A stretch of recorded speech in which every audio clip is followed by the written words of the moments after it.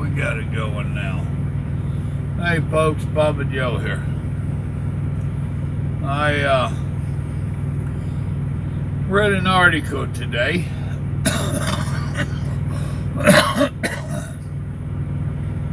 Group tells Congress thousands of truckers are illegal drug users and recommends 300,000 drivers purged.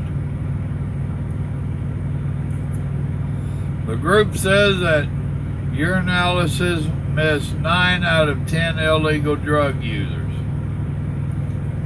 Now this goes on, and it said that truck drivers are manipulating drug testing protocols and should be removed from the nation's highways.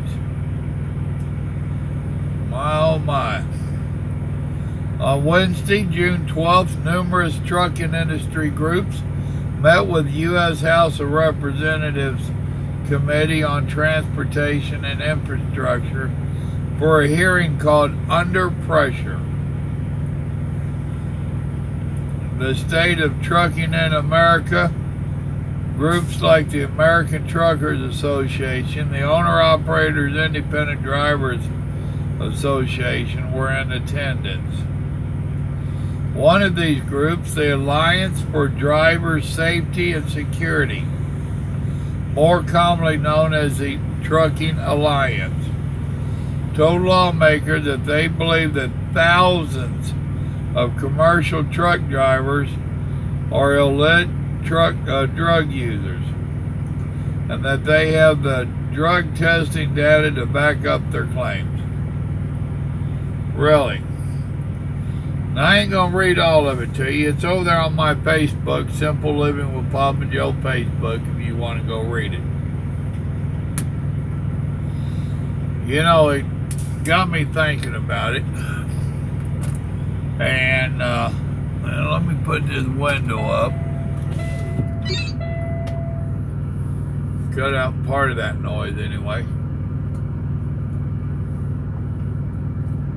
Now I want to backtrack for y'all a little bit.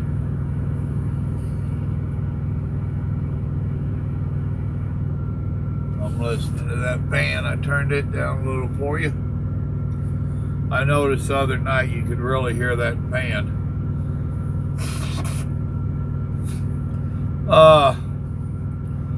There's a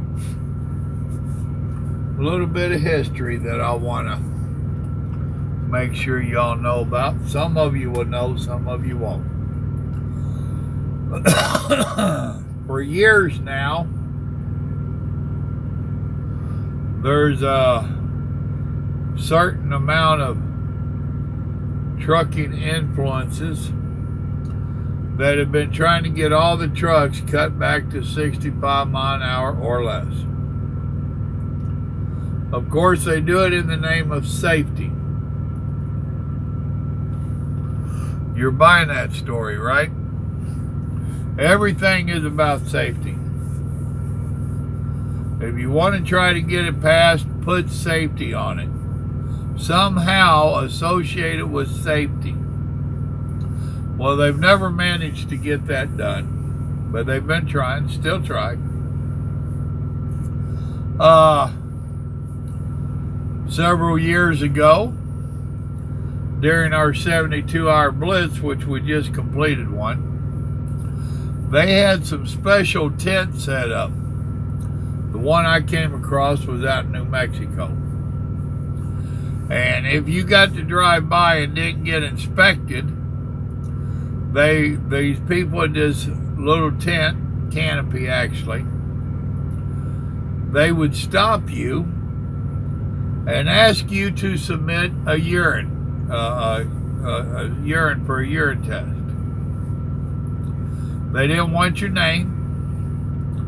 They didn't want to know what kind of drugs you was on prescription-wise or none of this stuff. And evidently there was a whole lot of people that did this. So, turn that on for you. So the next thing that we know, when they're coming out with the results of the Blitz, now they're talking about all these drugs that truck drivers are on. Now, they did allow in that it was all random, and they did not have a clue how many was legal prescription drugs and how many was illegal. My, oh my. Did that stir up a little ruckus? Well, then we had a business entrepreneur that had failed in his first business. I forget now what it was. So he came up with this great idea that he was going to put in a gym at the Petro up there in Knoxville. So he put in a gym. That didn't go over. That was back before ELD, cell phones, and all that stuff. We was trucking. We would drive 12, 14, 16 hours a day. And when we got done, last damn thing any of us want to do was go work out. That didn't work too good for him. Well, then he decides he's going to start doing DOT physicals out of that same building. That evidently did a little better for him. And he kept pushing that, and he opened up a few more. I don't know how many scattered around the country. I know of at least a good half dozen plus. And unbeknownst to us, I never went there, but still, unbeknownst to the drivers, he was collecting all of this data, this information that he's getting from these DOT physicals. And evidently, he got some drivers to go a little bit farther. Next thing that we're hearing about is he's gone to Washington, D.C., and he's trying to convince them to do a sleep apnea test on all drivers with a neck over like 17 inches or whatever it was. Really? I had heard, and I really don't doubt it, I have nothing to prove it with, that he had invested in some sleep apnea centers. I can believe that. I don't for a minute believe that he was doing this stuff for the safety and the betterment of the trucking industry. I don't buy it. Somehow he was making money off of it. Well, as I read that article, they kept mentioning the follicle test, a hair test. And what jumps out in my mind is that person that is the people, the group, that is making these claims that we're a bunch of dopeheads out here. Do you think they've invested somehow, some way into this hair testing deal and that they're going to make some money off of it? That's how politics work, boys and girls. I don't care what they tell you.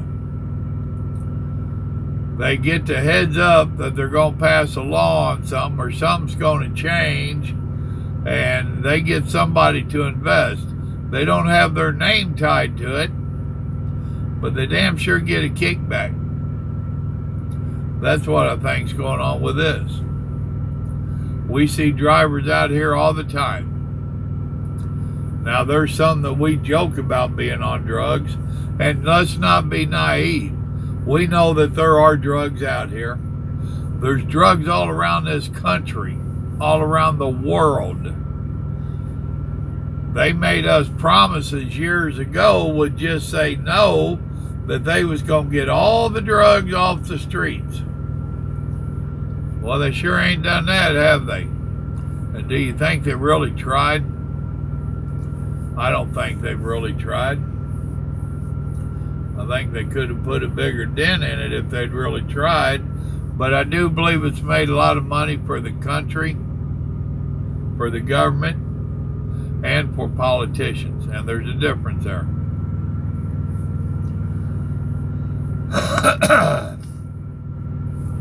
We have these different organizations and different people that want to come slandering us and then make a profit off of us. And yes, that's what I honestly believe. That's just like these trucks that have the appendix system in it, you know, the lane departure and the slow down and all this video game stuff's what I call it.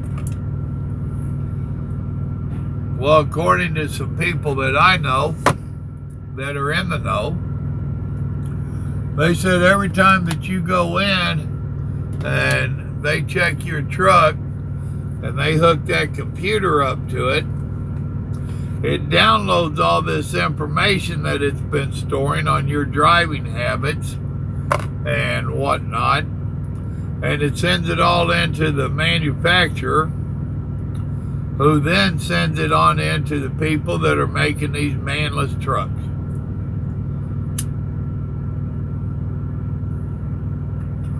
Bottom line is we're helping to put ourselves out of work. I'm not driving one of them, but it does have a bending system up there. It just ain't turned on and doing its thing. I seen it when my CB was being put in. I said, what in the hell is that? That's your bending system. It needs it for that camera. We have forward-facing cameras. Huh. You know, so it's kind of like the old saying about, we're going to fire you and this is your replacement. We want you to train him.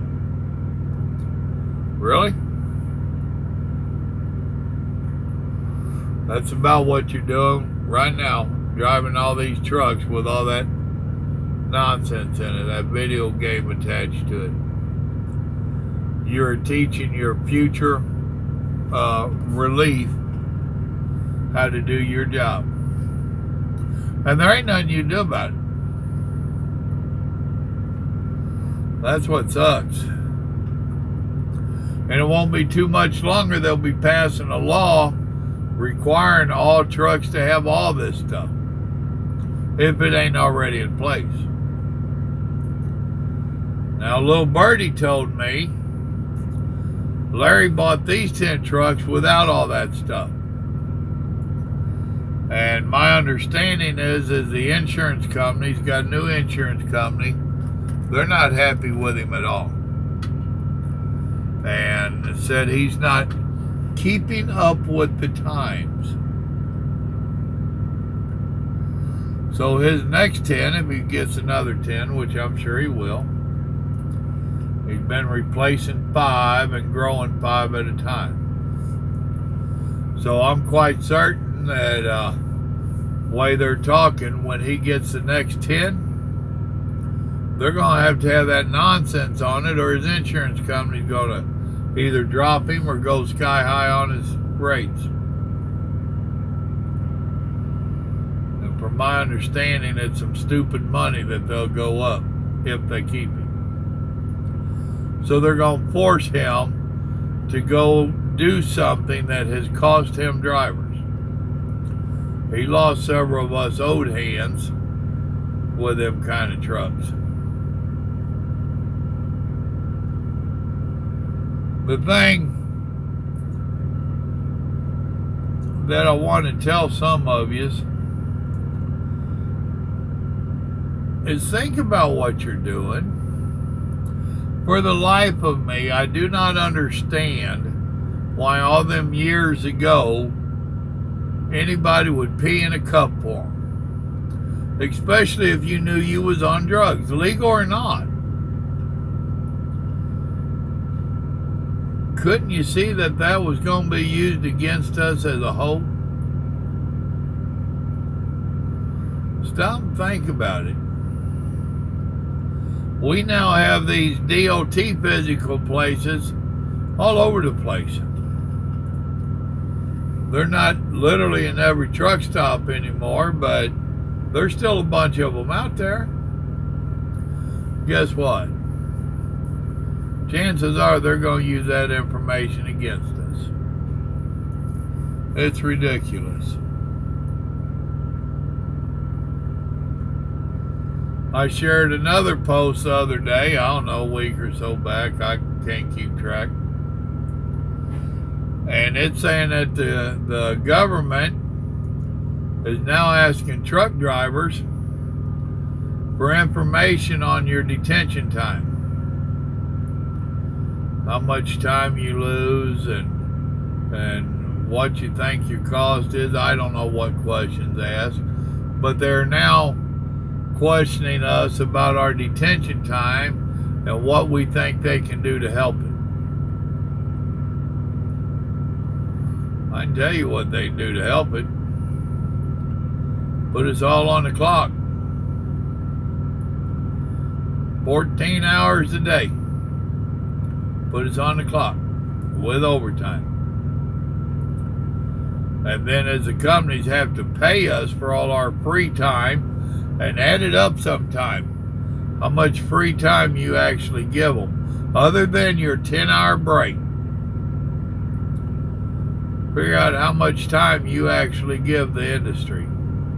And it's expected of us. And worse yet, it's expected of us and we're expected not to complain. We're expected to willingly give this free time. And more than once, I have asked dispatchers and others in the office jobs, I said, do you work for free? Well, no. I said, then why do you think I should? Well, you're only giving them 2 hours, and then you'll start getting paid chump change. All right, when you come into the office in the morning, why don't you just give them your first 2 hours for free? Oh, well, I'm on hourly. All right, what's your point? Well, you're not hourly. Exactly, that's my point. And if we was hourly, I guarantee you, somebody would be getting into these shippers and receivers and speeding them up. Guarantee you. Because it wouldn't take long for somebody to figure out how to charge it back to them. Huh. Ain't that amazing?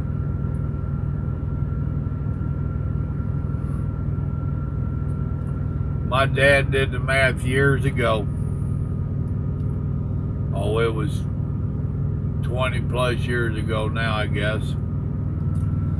He did the math. He'd get home every weekend. And it was before the 34-hour reset and all that stuff. He would normally get home Friday afternoon. And he would leave out bright and early Monday morning. Once in a while Sunday afternoon. Depending upon what bid run. He had a couple bid runs he did. And he did the math. Now he counted his time from when he left the house till he got back. Even back then we had 8-hour breaks, so even his 8-hour break. And it broke down to where he was making less than $2 an hour.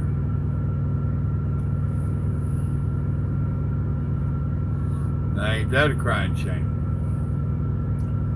Now if you'd taken those 40 hours that he had on his 8-hour breaks, 8 hours times 5, you know, it brought it up a little bit, but not that much.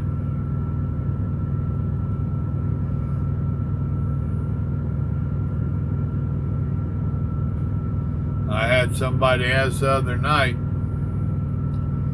what state was the worst cops? I told them, I don't know anymore. Ain't none of them as bad as they used to be. And why is that?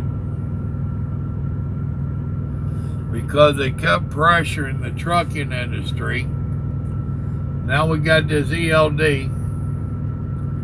Well, hard for them to get logbook violations if you ain't got a logbook, ain't it? Oh, I'm sure they get a few off of it. Nothing like they used to. They used to inspect our trucks and they'd get a few write-ups, a few fines off of that. Well, now we're all driving a lot newer trucks, so they ain't getting that. Brakes was a big one. Brakes out of adjustment. Well, they've improved on their slack adjusters and all that, so they're not getting that. So they're not getting near the revenue off the trucking industry as they used to. And although they try to proclaim it's all about safety, it's about revenue. I honestly believe that. And now they work themselves out of a job. Used to be in California, you couldn't go a mile without seeing some kind of cop. I mean, they was just everywhere and busting our chops left and right. Georgia, Cobb County, we nicknamed it Rob County because they would rob a truck driver in a heartbeat. They were just north of Atlanta, in the north part of Atlanta. Ohio, oh, that was terrible. Another one that just ripped you off. Pennsylvania, every rest area was a potential wait station. I don't think they had, 2 or 3 wait stations in the whole damn state. They just throw their signs up and have us detour into a rest area. They all made a lot of money off of us.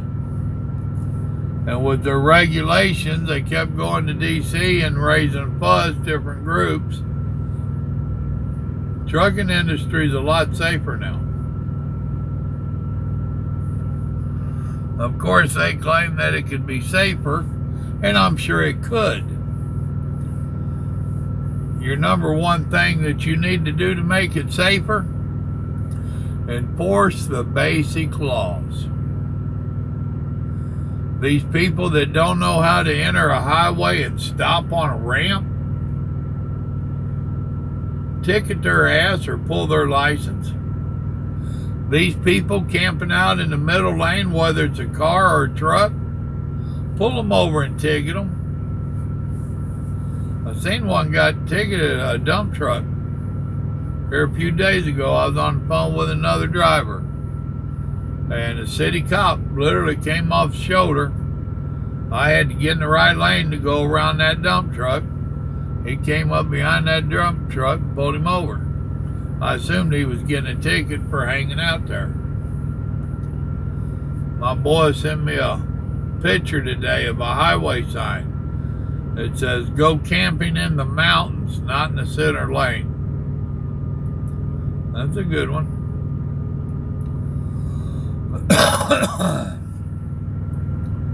We have powers from within the industry that is working against us. And just because they have trucking associated to their name, don't mean that they are your friend. One of the best things you can do is figure out who these trucking associates are and just what exactly are they doing for us or against us.